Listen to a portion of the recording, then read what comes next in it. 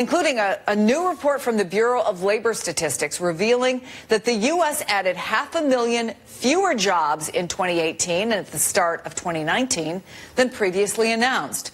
It's the latest piece of evidence that President Trump's tax cuts provided less of a jolt to the economy than once thought. And the losses come a lot from the retail and hospitality workers, including restaurant servers, who Time magazine describes as a major part of the millions of workers left behind from the past decade's economic boom. The impact of the deficit, well, it's growing faster than expected under the tax cuts, and a new forecast predicts the deficit will widen to $1 trillion for the 2020 fiscal year. I'm joined now by Maya MacGuineas, president of the Committee for a Responsible Federal Budget. Ben Goldberger is executive editor at Time magazine that has the new issue out today, The Left Behind Economy, produced in partnership with the Fuller Project, a nonprofit newsroom that reports on issues impacting women. Maya, does any of this surprise you? Unfortunately, it's not a surprise because so much of what's happening fiscally was entirely predictable. You can't have a massive unpaid-for tax cut where there were promises it was going to pay for itself, but anybody who believed them was living in la-la land, followed by two massive unpaid-for spending increases, and be surprised.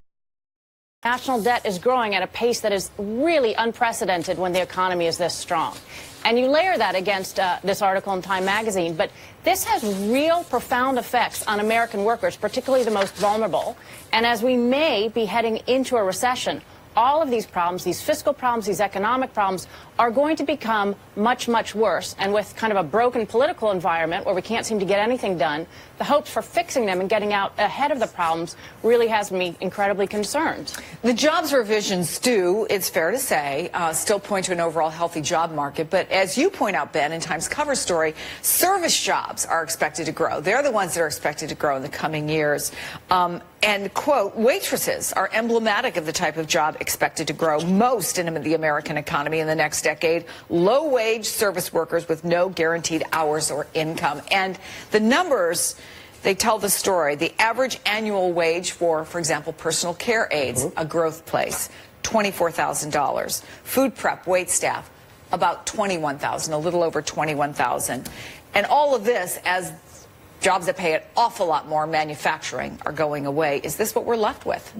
In many ways, yes. I think one of the biggest stories of the last recession was that manufacturing jobs plummeted. We lost a very substantial sum, just under 2 million, while the jobs that remained, and in many cases have grown since, are in food service, which tend to be tipped wages or the sorts of jobs that we associate with the gig economy, in which you gain a degree of flexibility, but you trade a huge amount of security in the process. So in the case of America's waiters and waitresses, the vast majority of them work in states in which there is a tipped minimum wage, which is significantly below the federal minimum wage. The expectation is that the 10, 15, 20, 25, if the server's really lucky, percent that a diner leaves on their bacon and eggs will make up the cumulative difference. But in many cases, it doesn't even come close, because right now the federal tip minimum wage is only $2.13, and it hasn't budged since 1991. And the president likes to talk about how much better the economy is for women, how much better it is for blacks, but isn't that exactly who is getting these low-paying jobs? Disproportionately. 70% of America's servers are women. Some 40% of them are people of color. It absolutely is those who do not have the traditional benefits of class privilege.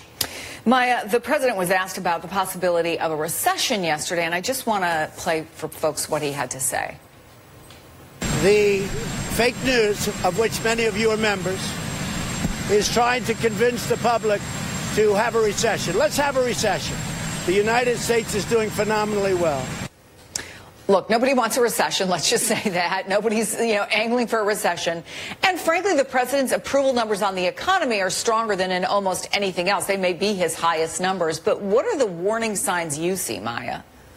Well, first off, part of the warning signs is actually that there's been good news for so long. We have had an expansion for a record amount of time, and the business cycle isn't gone. There is going to be an economic downturn. And, of course, there are signs that that is happening, everything from the inverted yield curve. But I think the biggest issue really is the massive amounts of uncertainty that now exist in our economy. And you layer that on top of these unsustainable debt levels, which the CBO referenced yesterday in its big report that came out, And we are very vulnerable. We are skating on thin ice. So any additional amounts of uncertainty or pessimism could put us in a recession.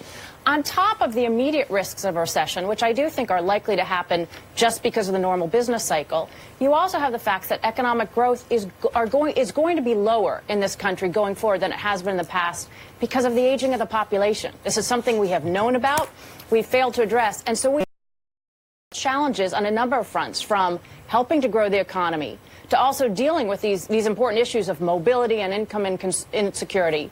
We have an outdated social safety net, unprepared to help deal with these, headed towards insolvency, and we have an unsustainable debt level. So if we don't address all these issues that we know are there, a recession is going to be much more painful, as are the longer prospects for economic growth. Yeah, Ben, one of the eye-opening things about the Time magazine cover story is exactly what you said, which is about sort of the aging of America.